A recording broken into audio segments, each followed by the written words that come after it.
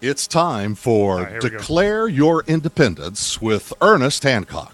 Believe me when I say we have a difficult time ahead of us. But if we are to be prepared for it, we must first shed our fear of it.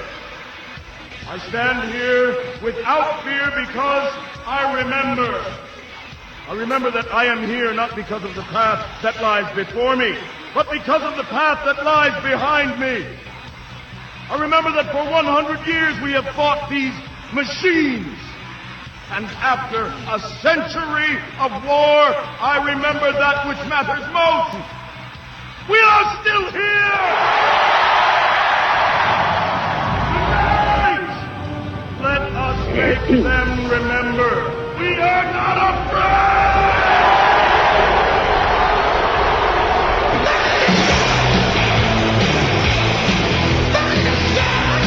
No fear, no fear, no fear here on Declare Your Independence with me, Ernest Hancock from Phoenix, Arizona. Hey! Here in the beautiful studios of Freedoms with an S, freedomsphoenix.com. We're going to talk about Bahrain today. Husain Abdulla he's from Bahrain. Now, he's also Director of Americans for Democracy and Human Rights in Bahrain. Now, let's go ahead and dissect that. Americans, okay, for democracy and human rights. And we got to define each one of these words before we even go any further than that. Husain, go ahead and help me out with that. When you say democracy and human rights, define that for us, would you please? Democracy, basically, or our organization is calling for the democracy in Bahrain and human rights, which mean we need a government that's controlled by the majority and respect the rule of the minority. And human rights, that's basically what we mean by democracy. And human rights is to stop torture and stop imprisonment of political descendants in Bahrain. Okay, so now, this is one thing that we're very sensitive to on this show, because Declare Your Independence, we're big Declare Your Declaration of Independence guys, that when you get to the advocacy in the Middle East for democracy, we understand from our definition here in America is that, that can be misconstrued as just kind of a mob rule. Is that might as well just be a socialism if you have the masses voting for what they want from whoever they can get it from. So the republic part of our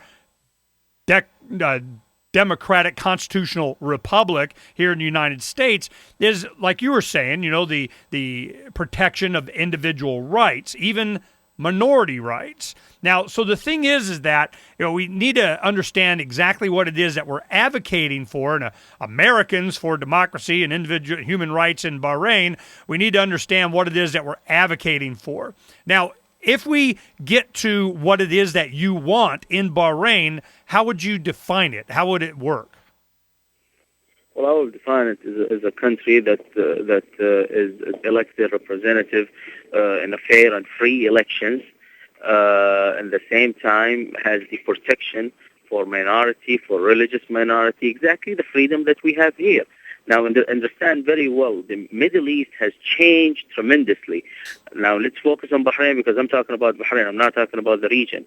Bahrain has a very high population of educated people.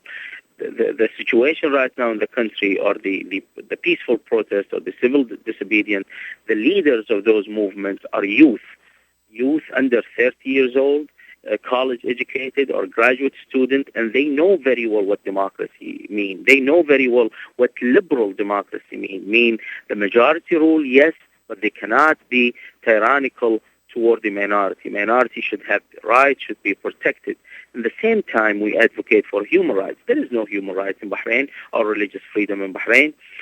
We need the prisons to be empty. We need those who tortured political prisoners to be put on trial. We need the United States to stop selling arms and weapons to a country that open fire and kill peaceful protesters. Okay, now why would we do that? Let's go ahead and look at, I'm not saying that we don't. I'm sure we do, but let's go ahead and look at why. Now, let's go ahead and get a little snapshot of Bahrain. Now, Bahrain, if you look on, a lot of Americans, they don't know where the heck is Bahrain. Now, it's very small. It's less than 800,000 people. I mean, in the entire country. Now, the country sits it's an island off the coast of Saudi Arabia, and Qatar is its own island kind of isthmus country out there in the Persian Gulf, and Bahrain is even smaller. Now, the dimensions of Bahrain, let's see if we can get kind of zoom in here and get kind of how long it is. It's only, let's see, maybe 8 miles wide and 20, 30 miles long. Am I fairly accurate? It's 3.5 times of Washington, D.C. So 3.5 times the size of Washington, D.C. is the entire country of Bahrain. Now, it is let's go ahead and get some, stats on the population. Let's see, 738,000 people. We have, and the age structure is 26% is 14 years of age and younger. Wow. Only 4% are over 65 years old. So 70%, the majority is from 15 to 64. But when you got 26% of the people is 14 years of age or younger, guess what? You're going to have a bunch of youth controlling the destiny of this country as the years go by. The median age is higher than Egypt. Egypt is 24 years of age as their median age. In Bahrain, it's 30 years old, and they got a slow growth rate. So it's we're looking at a country that I would imagine is seen as prosperous in the region. Yes, and you forgot one important thing.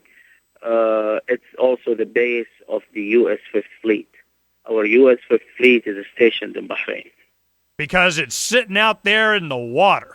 It is, it's 5+ miles, the closest piece of land. I mean, it's got a nice bay and everything. I can see, we have the Fifth Fleet there. We have the oil flowing through the Persian Gulf. We have families that have been, a family that's been in control of Bahrain since, over 100-something years, the same family, isn't it? 250 years. Wow. So 250 years, yes. So guess what? They're our friends, right? The United States. The United States government. Yeah, they're our bestest friends. That's true. Okay, now, what is the contention? Now, it's isolated. It's not, on the mainland of Arabia. It has a big military United States naval base there, and the people are not happy. What are they not happy about? They're not happy. They have nothing to do with the United States. They're not happy with the government. In Bahrain, you have the same family ruling Bahrain for 250 years. We've seen Egypt, one guy ruling the country for 30 years. Guess what? In this country, one family ruling the country for 250 years. Don't you think that's enough? In a country that you have higher number of educated people, they see how Western democracies or people in the West live. They've learned what democracy means, the value of liberty, human rights, religious freedom. So I think it's time for them to change. They've seen the change in Tunisia. They've seen the change in Egypt. So they thought, why can't we have the same change? So they took it upon themselves and basically protested peacefully for the removal of the regime. Because the regime is responsible for what? Is brutal, is responsible for poverty in the country. The country is rich, but the wealth is only in the hand of the few. The majority of the people live on poverty line or under poverty line. You have religious discrimination. The citizen cannot be in the police force or the army. The police force and the army are mercenaries from outside the country. There is no place for political dissent. There is no place for representative government. There is no free or fair elections. I mean, all these things play a major factor for the people to ask for the removal of the regime. Okay. Well, we'll get back to when we come back here on Declare Your Independence. We're going into the break here in just a little bit. When we come back, we're going to go ahead and start talking about how it is that Bahrain was inspired to even dissent. Well, we're hearing from Husain that they're not allowed to. Now, how are they cracking down on them? And what role is the State Department and the United States government playing in this? We need to find out because it's The Fifth Fleet is there. Do you think we're just going to let that be in jeopardy? Probably not. We'll talk about it in a little bit.